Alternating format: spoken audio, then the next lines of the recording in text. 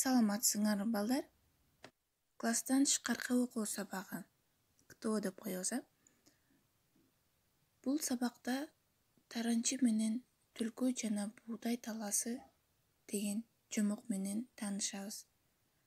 Сабактын максаты таранчы менен түлкү жана буудай талаасы деген эмне, күйүктөн кантип сактануу керек экенин билип, ал жомок менен таанышасыңар. Аң сезимиңер, ой жүгүртүүңөр, көңүл бурууңар көнүгөт. Сарамжалдуу, зээндүү, тартиптүү болууга тарбияланасыңар. Анда эмесе балдар, мен жомокту окуп беремин. Силер кулак төшөп, кунт коюп угуп отургула. Илгери таранчы менен түлкү жакшы достордон болуптур. Түлкү кайда чуркаса, таранчы да ошол жакка уччу экен. Таранчы дос деп кайрылыптыр түлкү бир күнү. Кел экөөбүз буудайды чогуу айдайбыз. Мейли, айдаса айдайлы, макул болду таранчы. Ошентип экөөнүн аракети менен буудай айдалып, өсүп, бышып жетилип, орула турган кези келди. Ошондо түлкүнүн жалкоосу кармап, коолугуна салып таранчыны алдамай болду. Таранчы дос, сен эгинди оро бер, мен тиги тоого чыгып асманды көтөрүп турайын. Болбосо ал түшүп кетип, бүт эгинибизди басып калат. Баргын түгө, деп буга макул болгон таранчы баш көтөрбөй эгин оруп кирди. Түлкү болсо тоого чыгып, асманга карай алдыңкы эки бутун көтөрүп, аны тиремиш болуп калды. Ошентип күндөр өтүп, тынбай иштеген таранчы эгинди оруп бүтүп, кырманга ташып жеткирип түлкүгө кайрылды. Түкө дос, кел эгинибизди бастырып, саман топонунан данын алалы. Сен бастыра бер, мен бара албайм. Анткени колумду ылдый жүрсөм эле асман түшүп кетип, эгинибизге кошуп экөөбүздү тең басып калчудай болуп турат. Таранчы эгинди бастырып, саман топонунан бөлүп, шамалга сапырып, кызылын тоодой кылып үйүп, анан түлкүгө кайрылды. Түкө кел, түшүмүбүздү бөлүшөлү. Баратам!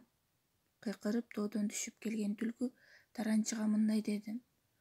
Таранчы дос, биз экөөбүз тең жакшы эмгек кылдык. Бирок эсептей келгенде сага караганда мен 2-3 эсе көп иштедим. Анткени асманды колумдан түшүрбөй көтөрүп турдум. Сен болсо иштеп, эсалак калбаттың. Анын үстүнө менин көлөмүм да чоң, жашым да сенден улуу.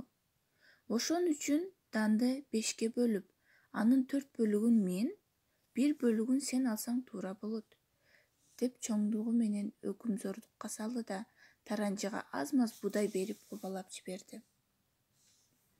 Таранчы досуна болгон таарыны чейин ичке жутуп, капаланып учуп келатса жолдон тааныш дөбөт жолугуп калып сурады.